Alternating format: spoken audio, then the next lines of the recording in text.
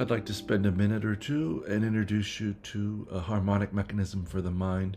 This one will be number 8, and we're going to be talking about super and sub positions. These are terms used by George Van Eps in his books Harmonic Mechanisms for the guitar.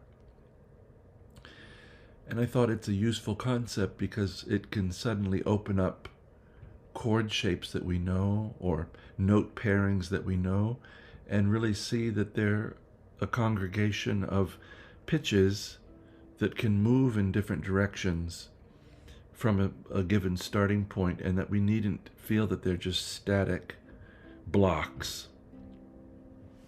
So we're going to begin here, as always, in the key of no sharps, no flats.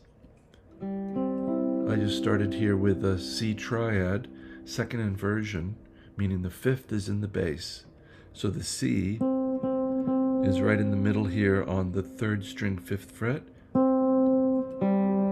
The 5th below it is on the 4th string 5th fret. That's a G, G, A, B, C, 5, 6, 7, 1. The E above it is a 3rd on the 2nd string 5th fret. 1, 2,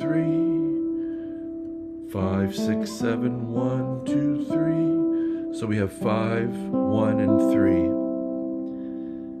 Those designations aren't so important here as much as we want to know the scale and what's above and below that are still in the framework that we're working in, which is the key of no sharps, no flats. So this, we're going to start on the 4th string, G, and we're going to take this voice, G, and put it in the sub position, meaning it's going to go down to the next scale pitch that it can below. And what happens here is we get 5, 5, 5, G, C, E, F, C, E. So that voice is in sub position. We've lowered it. If we were in another part of this scale, perhaps that voice would have lowered a half step, but in keeping with this key of C, key of no sharps, no flats, the G is going to go to F. I'm going to bring it back. If we put that voice in the super position, it's going to look like an A minor chord, but it's really this voice is moved up a step in the scale. In this case, it's the 7th fret of the 4th string A. So now we have A, C, E. Go back. Sub. Super. What about the 3rd string? Everybody's 5th fret. G, C, E. That C is going to go to B. We're going to have an E minor triad. This is 5, 4, 5, G, B, E. So that voice is in the sub position. Can I come back? Let's put it in the super position. So now we have G, D, E. 5, 7, 5. Come back.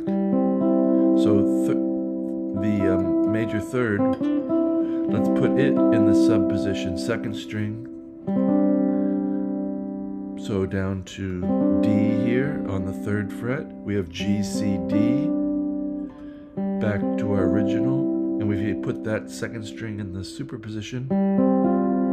G, C, F. 5, 5, 6.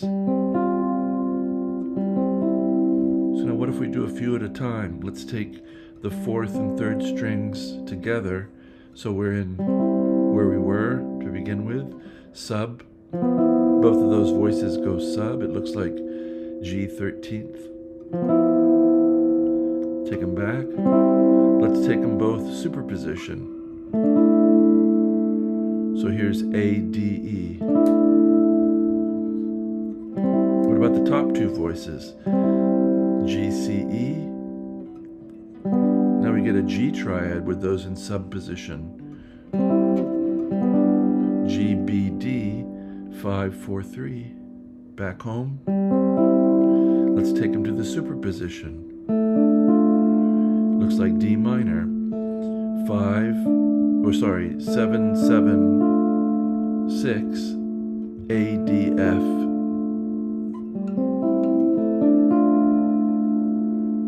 So we're still thinking of our starting point and modifying it. So what if we did these three voices?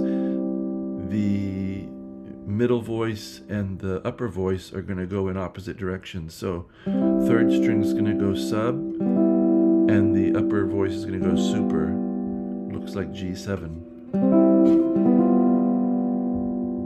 So these are things to do very slowly and to do in your mind as well. You want to make sure you know the notes that you're playing on the board. We want to be able to start anywhere. Say, here's a C triad, 10, 9, 8. Let's put the lower voice in sub, middle voice in sub, upper voice in sub. So it's a way of thinking of these voices as being free. They're not stuck in a box.